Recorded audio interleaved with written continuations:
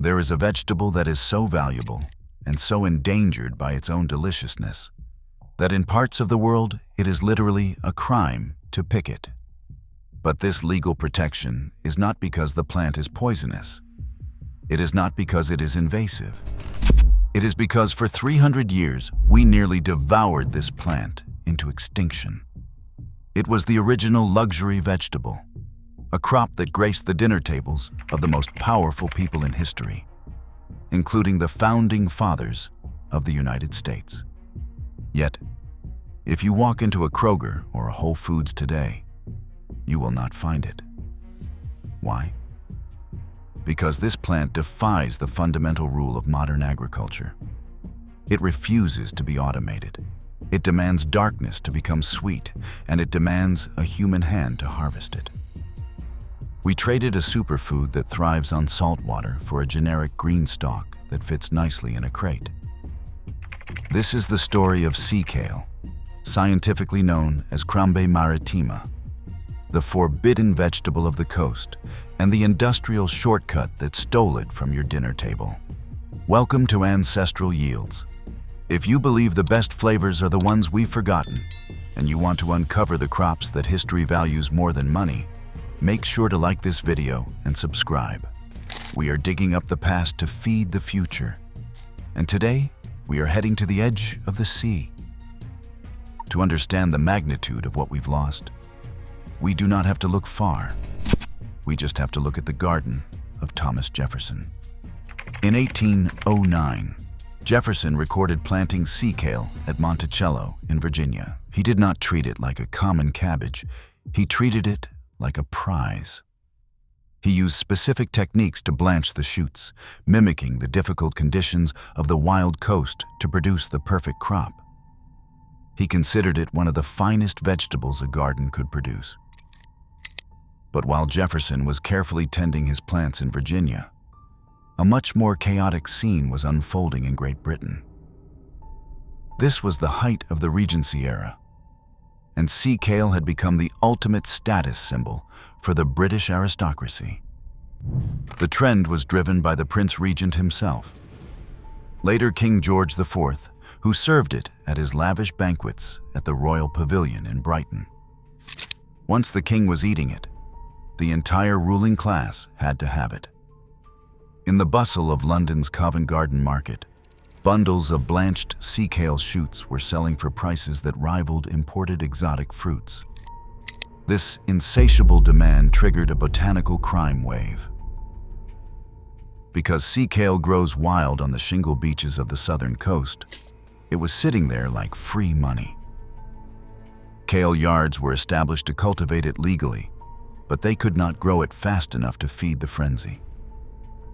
So the locals turned to the wild.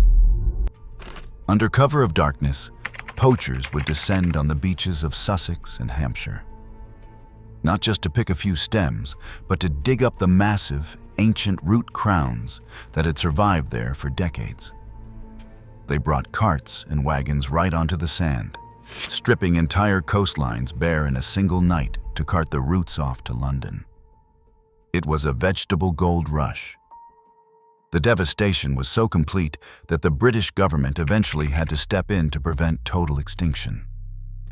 Today, under the Wildlife and Countryside Act of 1981, wild sea kale is a protected species in its native range. So, what exactly makes this plant worth risking a criminal record for? The answer lies in its biology. Sea kale is a halophyte, a rare category of plants that can tolerate and even thrive in high salinity environments. Most of our modern crops, corn, wheat, soy, and lettuce, are glycophytes. If you water them with salt water, they die immediately. Their cells collapse. To survive this, sea kale developed a massive, fleshy taproot system that dives deep into the sand to mine for fresh water and minerals. Because it lives in a constant state of salt stress, the plant creates potent antioxidant compounds to protect its own cells.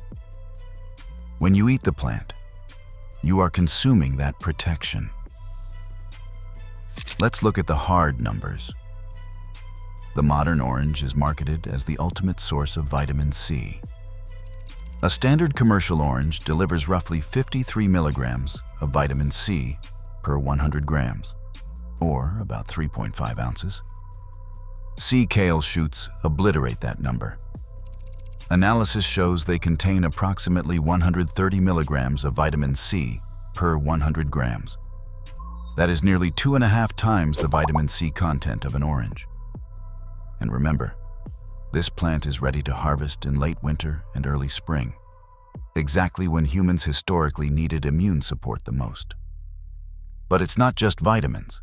Sea kale is a brassica, a cousin of broccoli and kale. It is loaded with glucosinolates, specifically a compound called glucoraphanin.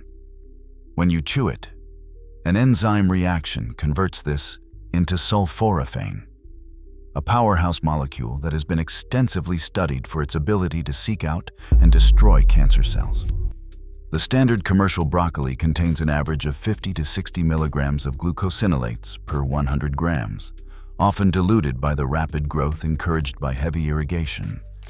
Sea kale, forged by the stress of the coast, packs a much heavier punch, with concentrations often exceeding 100 milligrams per 100 grams.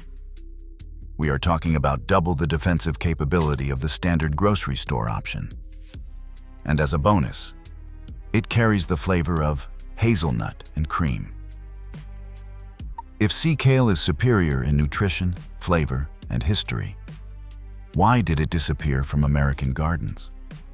Why are we eating flavorless, watery asparagus instead? The villain in this story is the concept of forcing. In the wild, sea kale is naturally blanched by the shifting sands of the beach. The wind blows sand over the emerging crowns in spring, blocking the sunlight. The plant pushes up through this darkness, and because it cannot photosynthesize without light, the stalks remain pearly white, tender, and incredibly sweet. If the sun hits them, they turn green, tough, and bitter. To replicate this in a garden, the Victorians and early Americans developed elaborate terracotta vessels known as sea kale pots. They would place these heavy clay domes over every single plant in early spring. It was a labor of love, but to the industrial food system that emerged in the 20th century, this was a logistical nightmare. You cannot automate the placement of 10,000 clay pots. You cannot drive a combine harvester through a field of ceramic domes. The modern agricultural model relies on uniformity and speed. A vegetable that demands to be tucked in and hidden from the sun is a vegetable that costs too much in labor hours. Sea kale was abandoned because it was inefficient. We sacrificed the quality of the crop for the speed of the harvest. There is a second obstacle that nailed the coffin shut: shelf life. Sea kale is a vegetable of the moment. Once you cut that white, crisp shoot, a chemical countdown begins.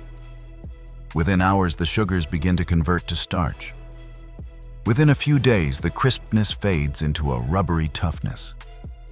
The modern global supply chain is built around the cold chain.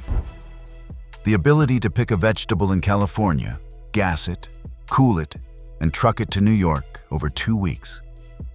Sea kale refuses to participate in this system. It bruises easily, it loses flavor rapidly, and it looks messy when packaged in plastic. It is an honest vegetable that cannot hide its age. Because it could not survive the truck ride across the country, grocery stores decided it was not worth selling. However, what makes sea kale a failure for industry makes it a miracle for you, the home gardener. Sea kale is a perennial. Unlike the annual vegetables you have to replant every spring, you plant sea kale once, and it will produce food for 20 years. It is a faithful provider. It is also one of the most beautiful plants you can grow. It produces massive, wavy, blue-green leaves that look like coral. And in the summer, It erupts into clouds of honey-scented white flowers that attract pollinators from miles around. It is an edible ornamental that fits as well in a flower border as it does in a vegetable patch. For the permaculture designer, it is a tool. Its deep taproots stabilize sandy, loose soils where other plants fail. It is drought-tolerant once established. If you live in a coastal area, or even just have poor, sandy soil where your tomatoes struggle, Sea Kale will thrive. And the harvest is versatile. In the spring, you have the blanched shoots. In the summer, the younger green leaves can be cooked exactly like kale or collards. In late summer, the broccoli-like florets are edible. It gives you 3 different vegetables from one unkillable plant. We have spent the last century fighting nature, trying to force massive monocultures of thirsty, weak crops into environments where they do not belong. Sea Kale offers a different path. It invites us to stop fighting and start eating what the earth actually wants to grow. By planting this, you are connecting with a lineage that stretches from the historic gardens of Monticello to the wild edges of the world. You are reclaiming a flavor that was deemed too difficult for the modern world to handle. But a word of warning: you won't find these seeds at Home Depot. To get them, you will need to seek out specialized heirloom providers, such as the Thomas Jefferson Center for Historic Plants, or rare seed catalogs like Baker Creek. And while it is a halophyte that loves salt, you do not need to salt your garden. It simply demands excellent drainage. Give it sand, give it sun, and it will give you a lifetime of food. Find a sandy spot in your garden. Get some seeds. Plant the vegetable that was once too dangerous to pick. If you want to fill your garden with foods that tell a story, and you are ready to grow the crops that industry tried to erase, give this video a like and hit the subscribe button for ancestral yields. We have more forgotten harvests to uncover, and the best way to fight the system is to grow your own. See you in the garden.